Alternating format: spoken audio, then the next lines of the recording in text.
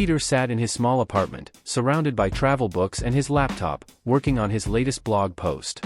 The calm night was interrupted by a sudden buzz from his phone. He glanced at the screen and saw a message from an unknown number. "Meet me in Turkey. It's time to face the past."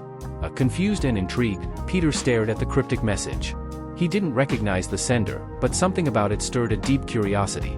Without hesitation, he booked a flight to Istanbul, hoping that this unexpected adventure would lead to something exciting. Upon arriving in Istanbul, Peter was immediately swept up in the city's vibrant atmosphere. The streets were alive with the hustle of vendors, the call to prayer echoing in the distance, and the chatter of locals negotiating in the market. The air smelled of spices and fresh bread, and Peter found himself wandering through the chaos, feeling both excited and a little overwhelmed. As he hailed a taxi to his hotel, a woman in a red scarf caught his eye. She glanced at him briefly before quickly vanishing into the crowd. Something about her presence felt strange, but Peter shook it off as a coincidence, unsure that it would become part of a much larger story.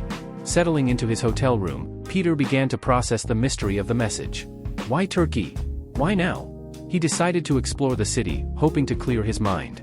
As he sat at a cafe near the Bosphorus, sipping his coffee, a waiter slid a small envelope across the table. Inside, there was an old, torn map of Istanbul with a red X marked near the Grand Bazaar. No explanation, just the map. The sudden rush of excitement overwhelmed him. This was no ordinary trip.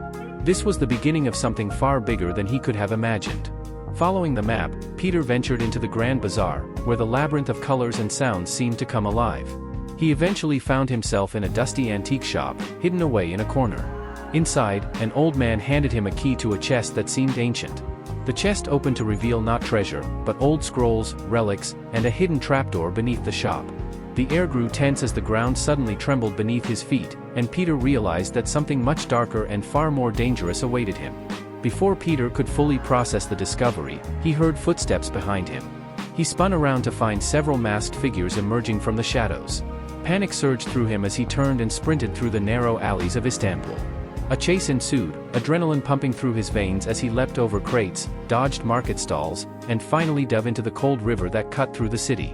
He swam until he washed up on a secluded shore, soaked but determined to uncover the truth. His search led him to an ancient stone building, its door ajar as if waiting for him. Inside, he found a journal belonging to Ali, the grandfather he never knew existed. Ali had been an archaeologist, obsessed with uncovering a powerful secret in Anatolia. As Peter read through the journal, he realized that the message in the envelope was no accident. It was a call to action. Ali's final entry warned of a dangerous organization that sought to use the artifact Peter was now hunting. He wasn't alone in this search.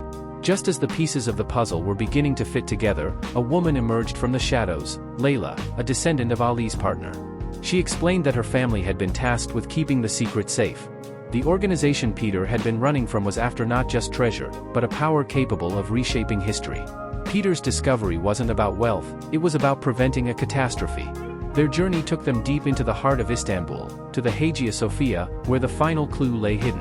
As they uncovered the artifact, the ground shook, and members of the organization burst into the room, guns raised.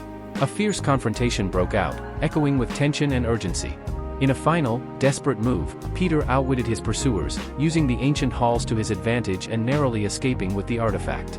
In the quiet of the early morning, after the chaos had died down, Peter and Layla sat in a cafe by the Bosphorus, the golden glow of sunrise reflecting off the water.